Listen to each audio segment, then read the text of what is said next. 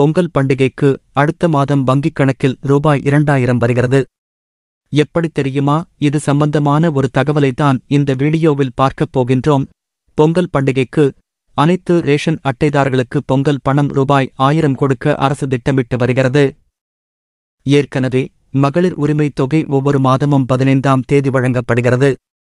இந்த நிலையில் பொங்கல் பரிசுத் தொகை ரூபாய் 1000 கொடுக்க ஆலோசிக்க உள்ளதாக தகவல் வெளியாகியுள்ளது.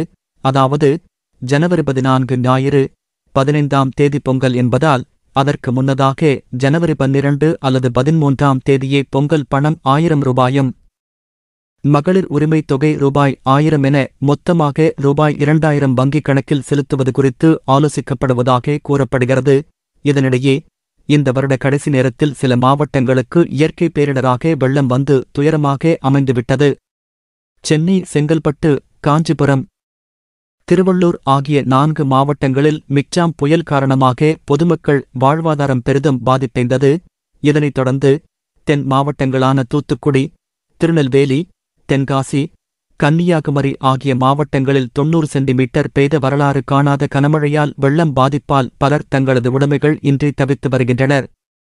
இந்த நிலையில் தூத்துக்குடி, திருநெல்வேலியில் மழை வெள்ளம் அதிகம் பாதிக்கப்பட்டுள்ள குடும்ப அட்டைதாரர்களுக்கு தலா ரூபாய் 6000 எனவும், தென்காசி மற்றும் கன்னியாகுமரி மாவட்ட மக்களுக்கு ரேஷன் கார்டுகளுக்கு தலா ரூபாய் 1000 என நிவாரணம் அறிவிப்பு வெளியானது. முன்னதாக சென்னை, செங்கல்பட்டு, காஞ்சிபுரம், திருவள்ளூர் ஆகிய 4 மாவட்டங்களில் மிக்ஜாம் புயலால் பாதிக்கப்பட்ட மக்களுக்கு நிவாரணமாக ரூபாய் 6000 என அறிவிக்கப்பட்டு வழங்கும் பணிகள் 98% முடிவடைந்ததாக சொல்லப்படுகிறது.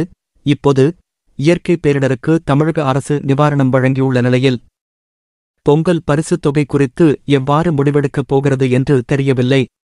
ஆனால் பொங்கல் பரிசுத் தொகுப்பு வழக்கம் போல் கொடுப்பது உண்டு என எதிர்பார்க்கப்படுகிறது.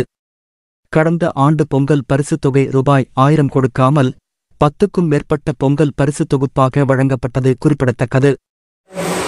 இந்த மாதிரி வரக்கூடிய செய்திகள் அனைத்தும் உடனுக்குடனே தெரிஞ்சுக்கணும் அப்படின்னா மறக்காமல் நம்ம சேனலை சப்ஸ்கிரைப் பண்ணிக்கங்க. கூடவே சைடில் இருக்கிற பெல் பட்டனை கிளிக் பண்ணிக்கோங்க.